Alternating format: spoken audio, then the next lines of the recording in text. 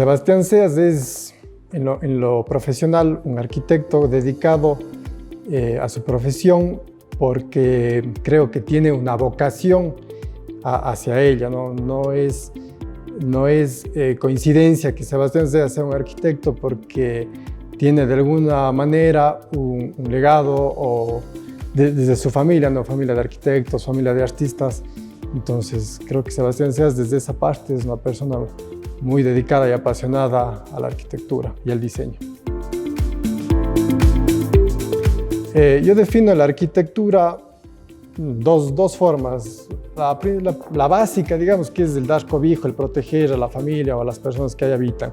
Esa es la definición o el ser más primario de la arquitectura, pero luego la arquitectura también es ese elemento que nos transmite ciertas emociones, que nos permite también que esas emociones o esas expresiones nosotros podamos exteriorizarlas en un espacio, en un ambiente.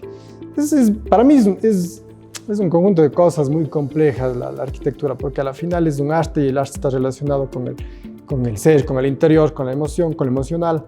Entonces, desde ahí le veo yo la arquitectura, desde ahí le defino la arquitectura, desde esa capacidad de que el espacio te transmita una sensación, una emoción y al mismo tiempo tú le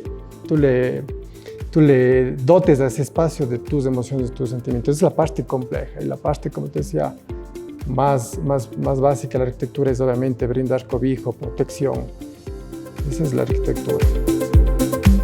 Si yo tengo que hablar de un estilo arquitectónico con el que me identifico, te diría que no es uno solo. La arquitectura que yo practico es una arquitectura contemporánea, pero que toma rasgos o intenciones de muchas fuentes. La misma arquitectura tradicional de Cuenca puede tener algo de influencia en lo que hacemos en la oficina o referentes de otros lugares, de otras latitudes también están ahí presentes, pero siempre con la idea de esa arquitectura moderna, de vanguardia, ¿no? Es una arquitectura contemporánea, como te dije, pero con varias influencias, con varios rasgos. Entonces, arquitectura ecléctica, si quieres, podría ser una definición a lo que tratamos de hacer en la oficina. Bueno, el referente que yo tengo en mis inicios de mi formación como arquitecto es un arquitecto mexicano, Luis Barragán. ¿Por qué es relevante para mí ese arquitecto? Porque yo primero estudié una carrera, estudié diseño, ¿no? Luego, para decidirme a estudiar arquitectura, una de las cosas que me motivó finalmente fue ver la obra de Luis Barragán. Es una obra cargada de colores, de formas, que comunican eso que te hablaba hace un momento, esa emoción, esos espacios que te transportan, si quieres, a otro lugar, ¿no? Entonces fue muy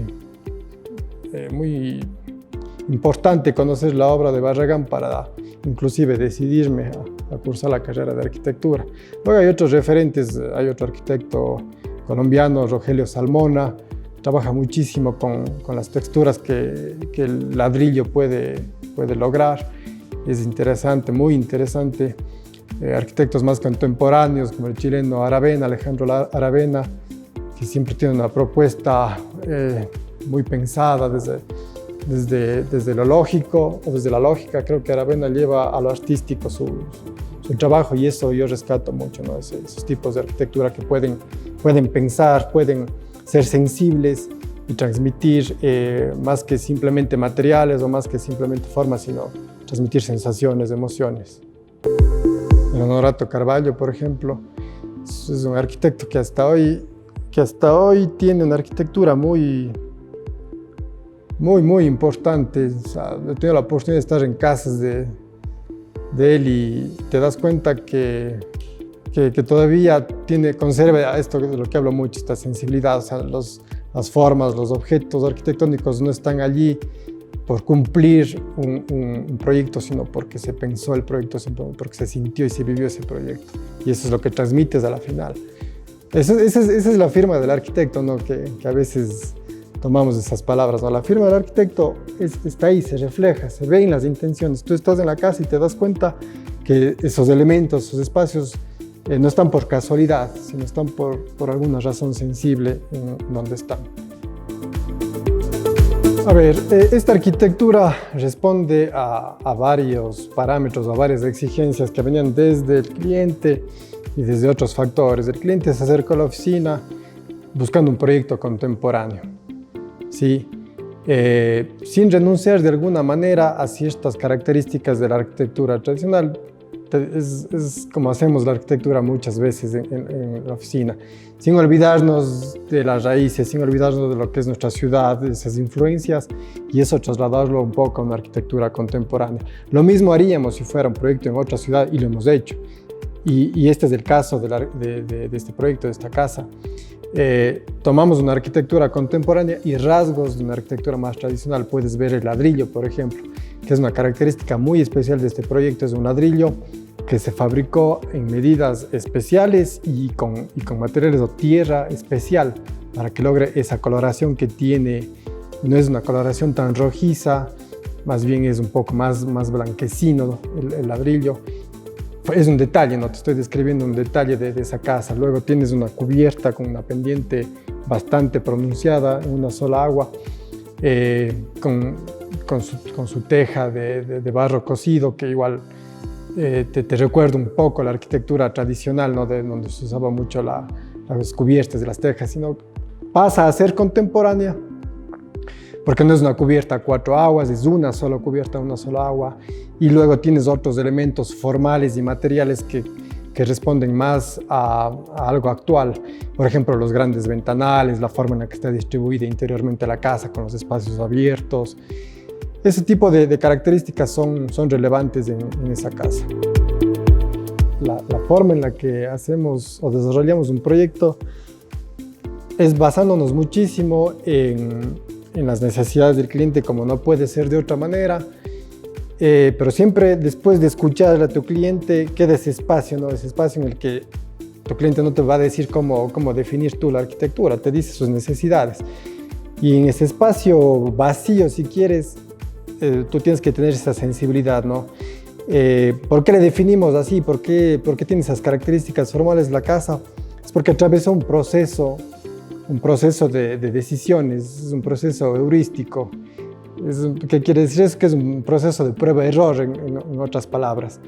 Entonces, claro, vamos buscando cómo esta casa se adapta al entorno, cómo se adapta a los clientes, cómo le vemos dentro de la ciudad, en el entorno ciudad, porque la arquitectura hoy en día también debe manejar muchísimo eso, ¿no? El entorno ciudad. A la final estás construyendo ciudad con cada obra y no puedes divorciarte de eso, ¿no? De lo que pasa alrededor de la casa. Entonces, todas esas decisiones que vas tomando en el camino, influenciadas, si quieres, por una forma de pensar la arquitectura, por tu visión como arquitecto, le van dando la forma. Cada proyecto en la oficina puede tener unas 10 o 15 versiones distintas del mismo proyecto.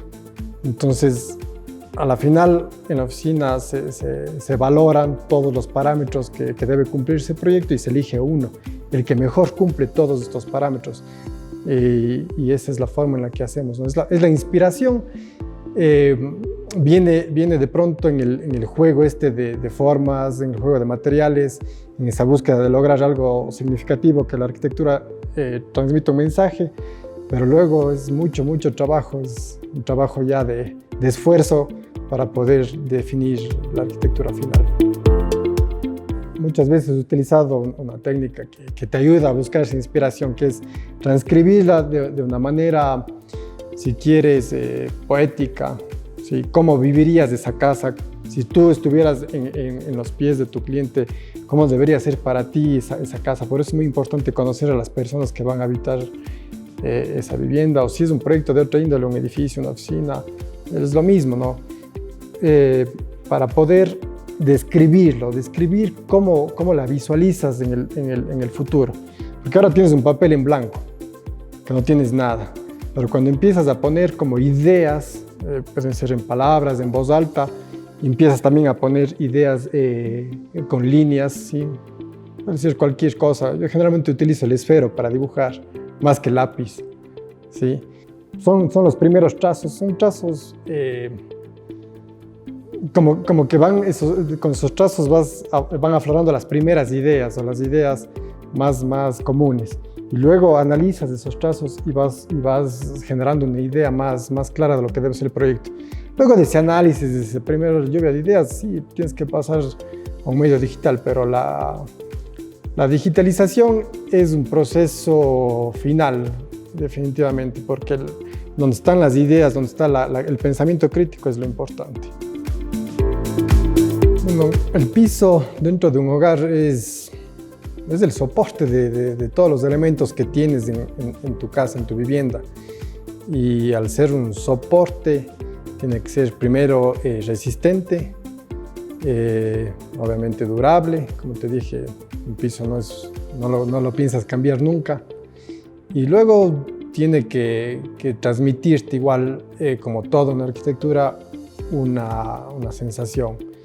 Entonces hay pisos como los pisos de madera que te transmiten mucha calidez, o los pisos de porcelanato, por ejemplo, pisos cerámicos en general, que te pueden transmitir de pronto limpieza o cualquier cosa, dependerá mucho del diseño, del color, del formato. Pero en general es eso, ¿no? Siempre qué te transmite, a dónde te traslada ese material, esa textura. Los pisos de ladrillo, por ejemplo, es un piso rústico, entonces obviamente te va a trasladar hacia un ambiente de ese tipo. Entonces eso es lo importante de un piso, ¿no? Al elegir y al pensar en pisos, en qué es el soporte de tu vida, estás sobre él todo el tiempo y los elementos de tu vivienda, y luego también es transmisor de sensaciones y de emociones a través de su materialidad. Tienen que los dos estar de la mano. O sea, no de nada te sirve el piso más bello, de la madera más fina, si es que no puedes usarlo. Si porque al pisarlo se daña, entonces no tienes razón de ser. Y lo contrario, ¿no? Si tienes el piso más resistente, más durable, pero es un piso que no concuerda con la arquitectura, o es un piso que simplemente no va con tus cánones de lo que es y no bonito, bello, entonces tampoco funciona. Tiene que haber un equilibrio, y es la parte complicada de la arquitectura y del diseño, el equilibrio justamente entre esos dos, entre lo funcional y lo estético. Para definir el piso de cada espacio en una vivienda, por ejemplo, debes partir de la materialidad completa de toda esa vivienda. O sea, no hay cómo decidir el piso solo pensando en él, sino tienes que elegir el piso pensando en cómo este concuerda con el resto de materiales, en color, en textura, en formato. Y te pongo un ejemplo, una remodelación que hicimos hace unos 3 años más o menos. Era una remodelación y una ampliación. La ampliación era del cuarto de padres. Hicimos una cubierta que tenía de cielo raso madera, se veían las vigas de madera, y cuando ya le lacamos a la madera cogió un tono muy especial, un color muy parecido a un piso que tú tenías, un piso de bambú, un piso laminado de bambú. A ver, no, un piso flotante que imitaba el bambú. Y yo busqué, o sea, tenemos elegido previamente otro piso.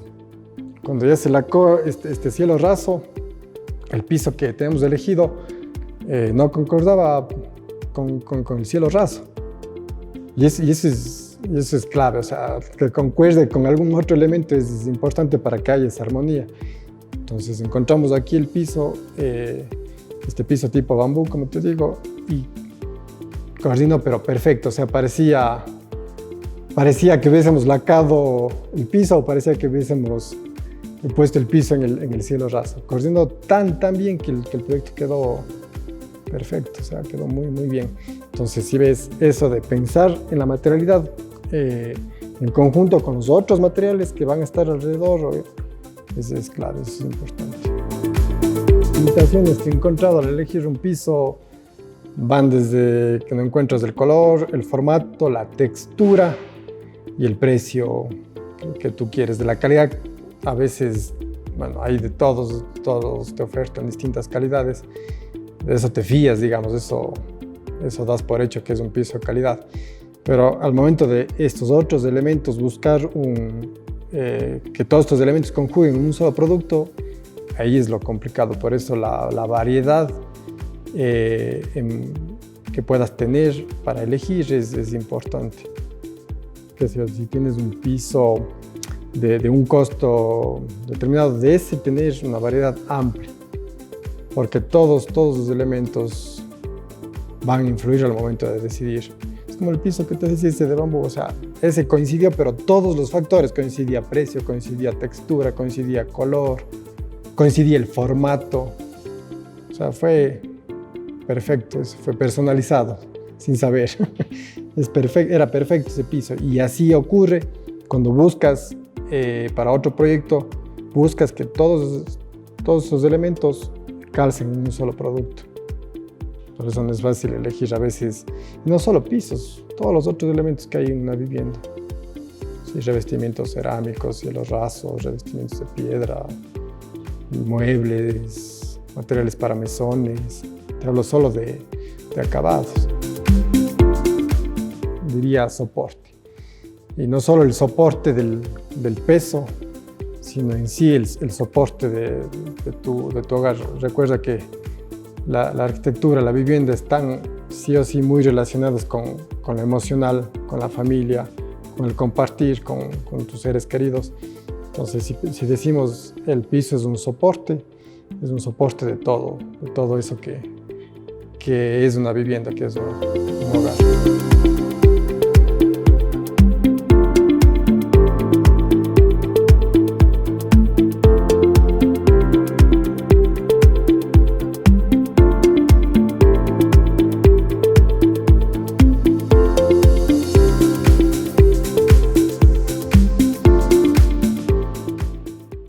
¿Playa o montaña? Playa. ¿Madera natural o porcelanato? Madera natural. ¿Sushi o pasta? Pasta. ¿Minimalista o clásico? Minimalista. ¿Viajarías al futuro o al pasado? Al pasado.